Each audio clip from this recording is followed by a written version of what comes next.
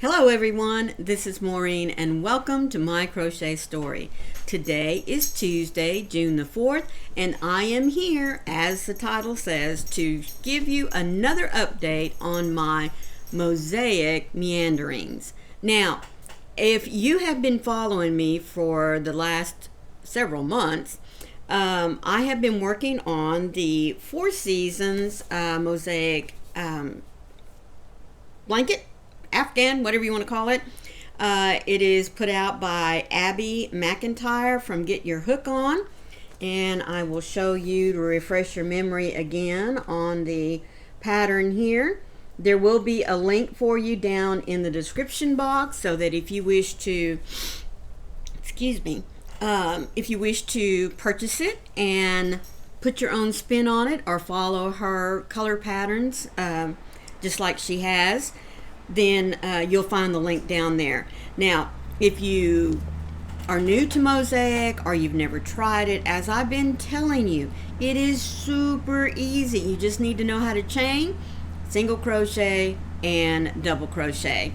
And then all you have to do is, there is a chart if you prefer working off of a chart, or there is also the written instructions. Now, before I show you my progress, I do want to take just a moment to say thank you to each and every one of you that have been with me on my journey with this big mosaic blanket. Now, if you remember, last year I did the show lock, and I just fell in love with doing mosaic, and I'm going to repeat myself. I could kick myself for waiting so long to learn how to do it, because folks, it is easy. Now, this is only my second one, but I've already, there's a collaboration from Juniper and Oaks that I'm going to do. She has one that I believe kicked off yesterday, where you can get the free pattern, and she'll be doing each pattern a tutorial for it.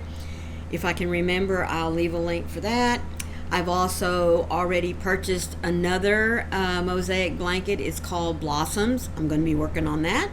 And then if you saw last week, because I didn't have a lot of progress that I had done on the blanket, I showed you a new mosaic book in which, you got it, I'm going to be working on a mosaic pattern that I believe I have about convinced myself I'm going to turn into a cardigan.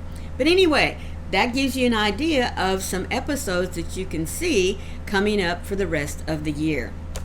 But I do want to say thank you to each and every one of you that have been here with me on this journey. I love your comments, your words of encouragement. It really has made me feel good. Not only that you like what I'm doing, or that you're enjoying this little journey with me, but you just boost my confidence and have told me that this is a great extra tool to put in my crochet repertoire, or my little toolbox up here. But anyway, if this is your first time here, let me say welcome into you as well. I do hope that you'll stay and take a gander at my blanket and, look at this pretty pattern right here. Now, everyone else knows that I have changed up my color scheme just a little bit, but hopefully you'll like what you see as well. And all I ask is that you leave me a little thumbprint down, leave me your little thumbprint there, tell me you liked it and that you liked the video, and also just leave me a comment. I would like to know your thoughts on this mosaic blanket as well. All right, now guys, this blanket has gotten so heavy and so big that what I did this time is I laid it out on the bed and I took pictures of it section by section, so that those that are new here for the first time can see where I started, and I can explain to them again, what I did as opposed to what she did here. But I am all the way finished with the summer section. And if you stay till the end, I already have my colors chosen to finish out the spring section, which will be the last section of the mosaic. But I thought I might give you just a little peek as to what it is that I'm going to do to finish it out, because this section, like winter and autumn, my colors are a little bit different. So give me just a few minutes and I will go ahead and insert the pictures. Now what you're going to see is winter first, which is blue and white. The second picture will be the autumn that I chose to do in this. You'll see the winter section here first, and then the autumn, which is where I changed my colors. I did a gold background with a autumn spice variegated yarn. And then here I did do the summer section exactly like she did it. So that will be your third picture. And then after that, I'll show you the colors that I have chosen for my spring section. Now you are going to see, I had two different blues that I was going to do for the background in spring. So you will see the blue, the first row of blue that I did choose to make my background for spring, because those that have been following me know that I did not choose to use the linen look that she used for the background color on all four sections. I wanted my sections to stand out, so I gave them their own background color, and then obviously colors that I liked that represented the seasons for me. So without further ado, here are the pictures of the blanket so far. Just a sec.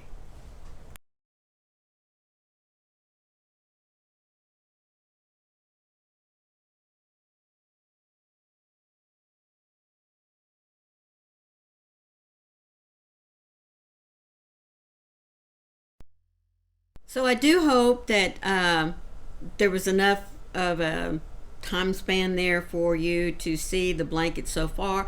Now I did fold it in thirds so that number one, I could manage it, and I'm not a real good picture taker, so I'm sorry for the little bumps and wrinkles and the stretching of it and everything, but and I do hope that in the last picture that you were able to see that little tiny blue color up there at the top. Now what I do want to draw your attention to is, I'm going to bring this up to you real close. Now if you notice here in the spring section, she has here what's called a, I think she used olive. And then this color here is supposed to be raspberry. And then this pale color up here is a little bit of a peach. I'm not real sure. And then the last color on the top is spearmint. Now those were her colors for spring. Well, I did do a little moving around there just a bit. So let me show you the colors that I chose. So for the green color here, so for this very first color here of the green there, I chose I love this yarn, and it is a light sage. So that's what I'm going to put in there. It reminds me of spring, when everything starts budding out and the colors are still a little pale, a little lighter than what they will turn into later on as the spring starts warming into summer. They'll darken in colors some. So this is what I chose for my spring coloring. Now for the next section there, which I think represents the little flowers that are growing and everything, she has a raspberry. Well, a raspberry color. But I wanted colors that represent spring, all the different colors of the flowers, everything that's just starting to bloom.